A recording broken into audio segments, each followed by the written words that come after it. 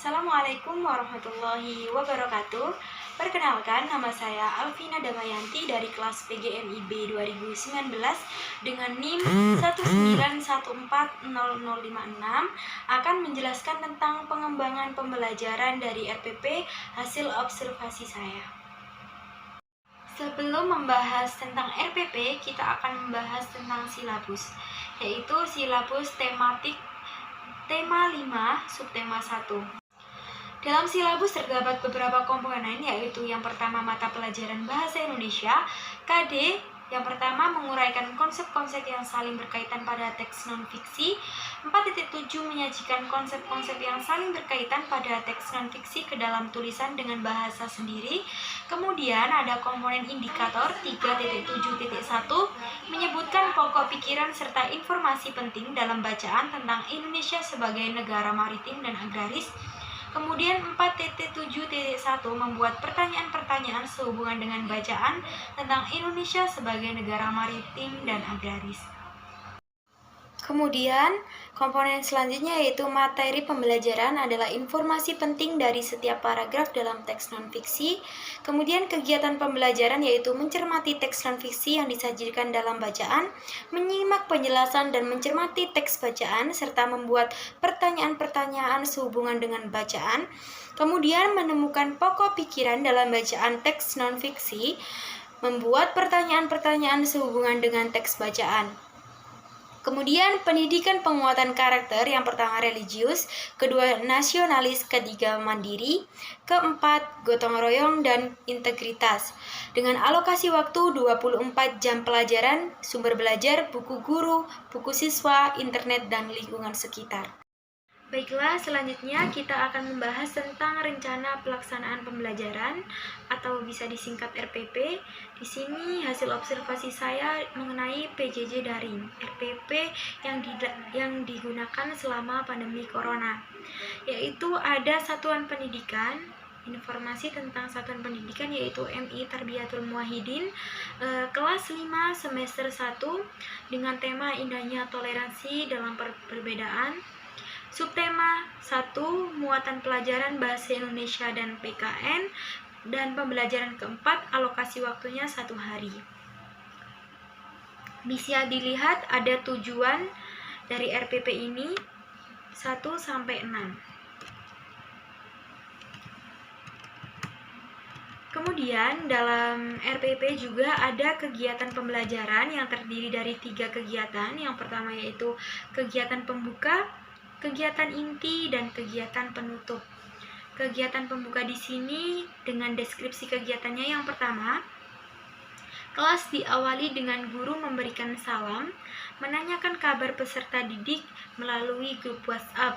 Dikarenakan adanya daring karena pandemi corona, jadi kelas atau pembelajaran dilakukan di WhatsApp atau Google Meet. Kemudian untuk deskripsi kegiatan yang kedua, guru mengecek kehadiran dan kesiapan siswa. Biasanya ini dilakukan melalui Google Form. Kemudian kelas dilanjutkan dengan berdoa, dipimpin oleh ketua kelas di WhatsApp. Kemudian guru menginformasikan mengenai materi yang akan dilaksanakan atau dipelajari, yaitu organ gerak hewan dan manusia, dan menentukan ide pokok paragraf. Kemudian ada kegiatan kedua yaitu kegiatan inti. Yang pertama, guru menjelaskan secara umum mengenai gotong royong dan toleransi. Kemudian guru memberi kesempatan para siswa untuk bertanya tentang materi hari ini sebelum mengawali pembelajaran. Kemudian guru menginstruksikan kepada siswa untuk membaca teks mengenai gotong royong modal dasar pembangunan. Bisa dilihat teksnya seperti itu.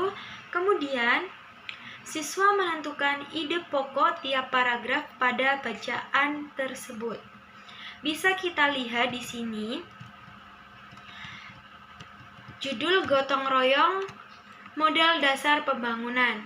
Contoh untuk ide pokok yang pertama, di paragraf pertama yaitu gotong royong merupakan modal dasar bagi terciptanya suasana kemasyarakatan yang harmonis.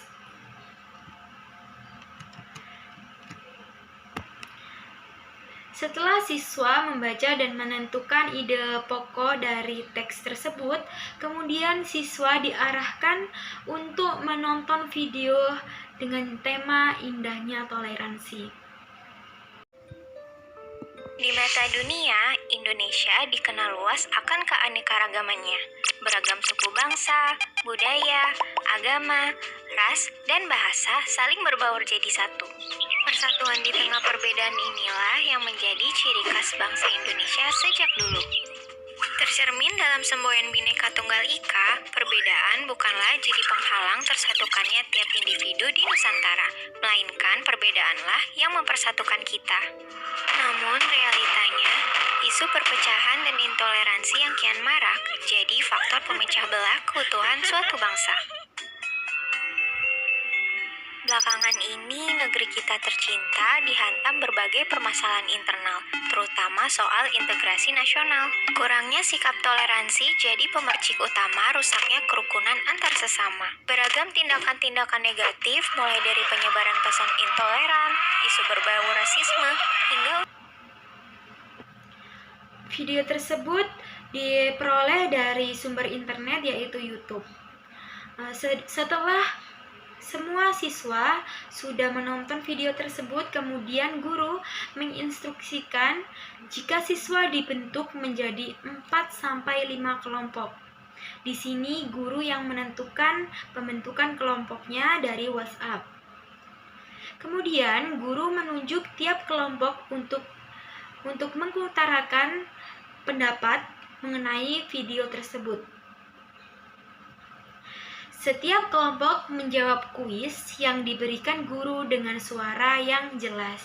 Jadi di sini jika di kelas, jika pembelajaran berlangsung, siswa akan diberikan kesempatan oleh guru untuk maju satu kelompoknya untuk menginformasikan kuis atau menjawab kuis dengan suara yang jelas. Namun karena ini ada pandemi corona, jadi setiap kelompok tersebut mengirimkan VN atau voice note ke dalam grup WhatsApp. Kurang lebih kuisnya seperti ini.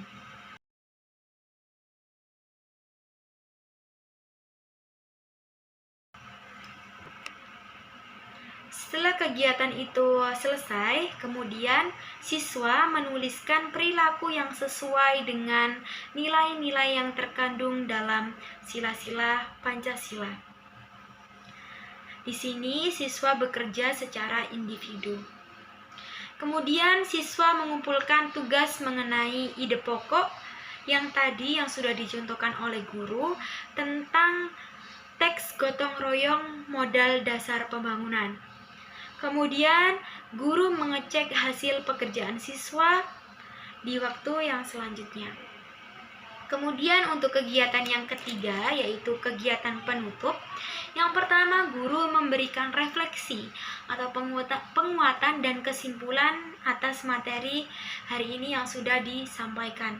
Kemudian guru memberikan pesan pada siswa untuk tetap selalu di rumah, jaga jarak, gunakan masker, serta selalu jaga kebersihan dan kesehatan. Lalu yang terakhir, guru mengucapkan salam dan doa sebagai penutup. Dalam RPP ini dijelaskan penilaian pengetahuannya yaitu tes tulis dan tes lisan. Kemudian penilaian sikapnya yaitu observasi tentang peduli dan percaya diri. Kemudian untuk penilaian keterampilan yaitu menentukan ide pokok suatu paragraf. Dari paparan RPP tersebut bisa disimpulkan bahwasanya bahan ajar yang digunakan dalam RPP yaitu teks non-fiksi dan video pembelajaran sumber internet. Kemudian untuk tingkatan kelas 4 SD atau MI dengan metode latihan keterampilan atau drill method, kemudian metode ceramah dan metode diskusi. Baiklah, itulah hasil dari pengembangan pembelajaran RPP dari hasil observasi saya. Kurang lebihnya saya mohon maaf. Wassalamualaikum warahmatullahi wabarakatuh.